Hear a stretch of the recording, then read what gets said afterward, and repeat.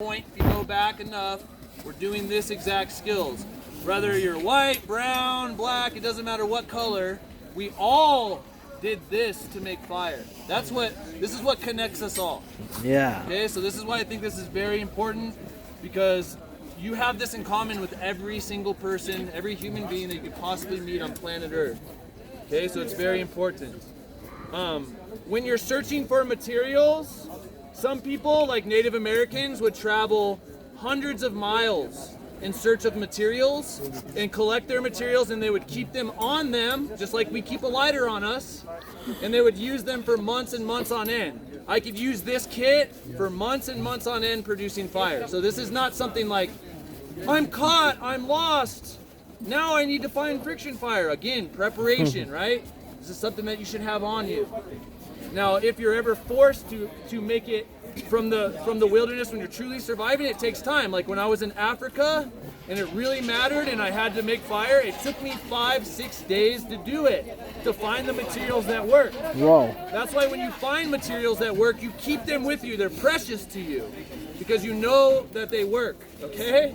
So it's as simple as that. Now let me help you understand what I'm looking for when I'm searching for materials. I do something called the fingernail test. Everyone say fingernail test. Fingernail test.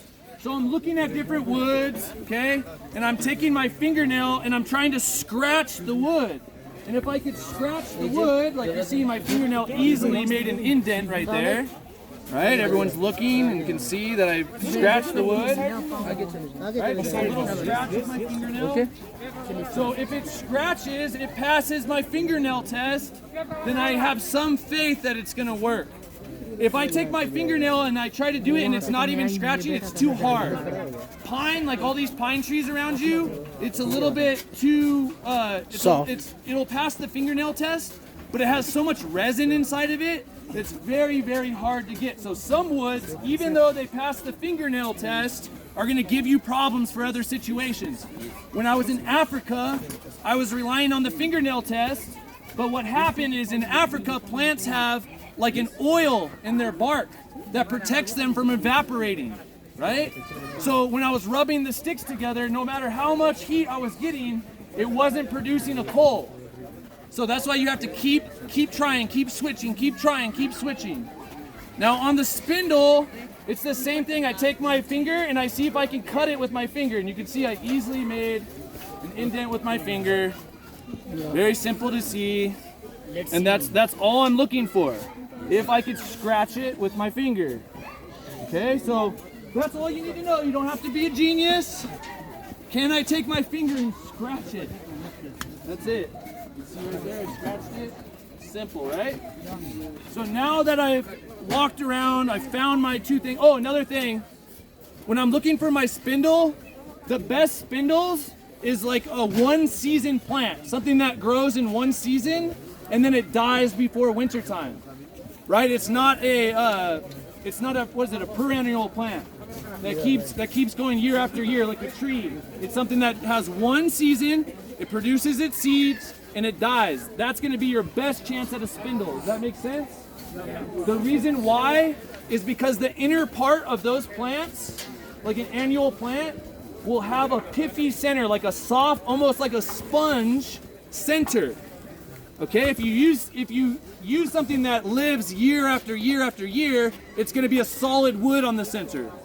So there's the difference, right? So when we're looking for spindles, are we looking for something that lives multiple years or 1 year? 1 year. One year. When we're looking for hearth boards, we want it to be a solid piece of wood that passes the fingernail test. So this will most likely come from a plant that lives multiple years. Okay, just to put it in your brain, you got to have that information so when you're searching, you know what you're looking for there. Another thing I'm going to walk you through is something called the notch. You're going to see here when I've made fire, I cut this little V notch. It's almost like a little triangle or something into the circle. Okay, everyone take a look at that notch. That notch is how you produce fire. If you don't have that notch right there, you're never going to produce an ember. You're going to get a lot of smoke, but you're never going to produce an actual ember. So the reason why we cut that little notch right there is because when I'm spinning my spindle inside, I'm producing dust. but I need a place for the dust to fall and sit in one place. So that's why we cut these notches, so when I'm spinning, it's a lot of heat and dust is coming out, but it's all falling into the notch.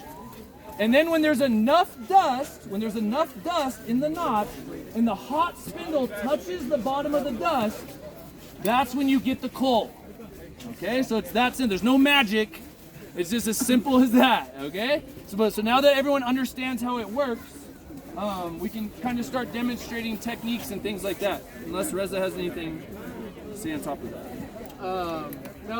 Anytime that you're creating fire, you want to think of three things, okay? We call it the fire triangle, okay? So think of it as a triangle, okay? Fire needs three things. If you're ever going to get a fire, regardless if you're using a hand drill method or a lighter, okay? You have to think, if you're going to build a fire, you need three things, okay? So you need heat, all right? With the friction fire, that's where the friction comes into play, all right? You're getting that heat by, rub your hands together. You guys feel it get hot? Yeah, friction. All right, so that's friction, okay? You need heat, okay? You need fuel. Remember how we had the dust? When he's talking about the dust, that's the fuel, okay? And you need oxygen, okay? You need to oxygenate that fire, okay? So you need those three things for making fire.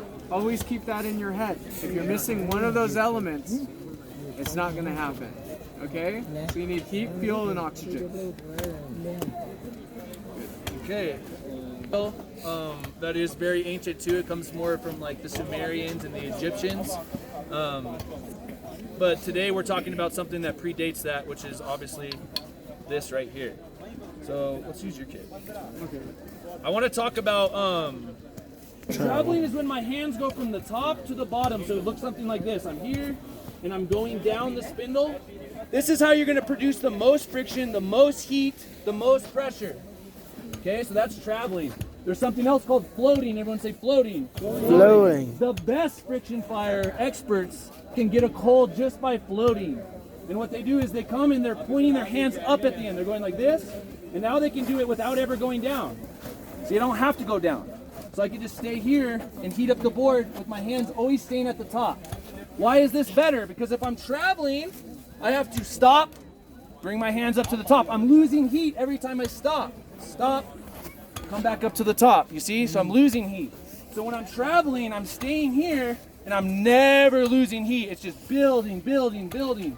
But it takes skill and a lot of practice. And how I'm pushing down is with my lower back, believe it or not. I'm not doing it with my hands. So I'm here, and if I want to put more pressure, I lean heavier onto the spindle. See, it comes from my back. It's more pressure. Now more pressure is going down into the spindle. And now from here, I'm able to put a lot of pressure down the board. Just like that. Come up, a lot of pressure down the board. And you can see it already started smoking right away when I did that. Okay? So, I think we're going to use Reza's kit. We're going to make an ember for you. And then after that, I'll pass my kit around to each team. Okay, and I want to see each team give it a try and see if you guys can produce a coal by yourselves.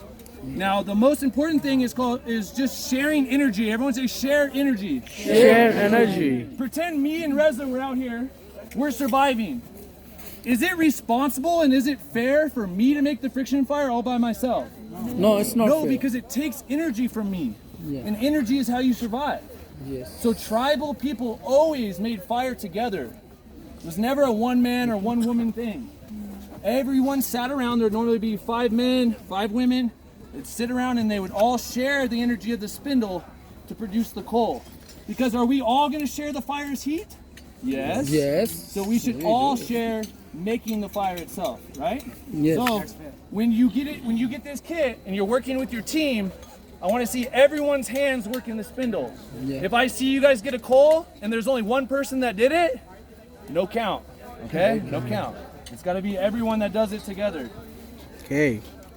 And that's probably the most important lesson is share, share, share. When I was on Naked and Afraid, my partner made me walk like a mile and a half 3 times a day to go get us water because she was lazy and she liked to just lay there and complain. And I don't like complainers.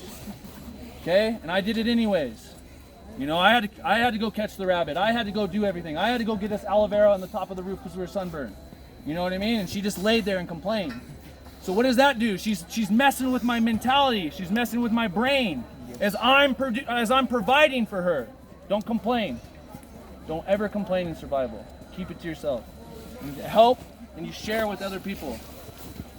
You don't know what other people are going through, so you just got to keep what you're going through internal. If you need to open up with somebody, open up with empathy. Open up with one heart. But never just try to say something with passive aggressiveness when you're in a survival situation. That might be the last thing you ever say to somebody. Remember, people are hungry. Hey man, hey, when I'm surviving, I'm a savage. I'm gonna get home and I'm gonna see my family. Yeah. Understand? So, okay. Okay, so check it.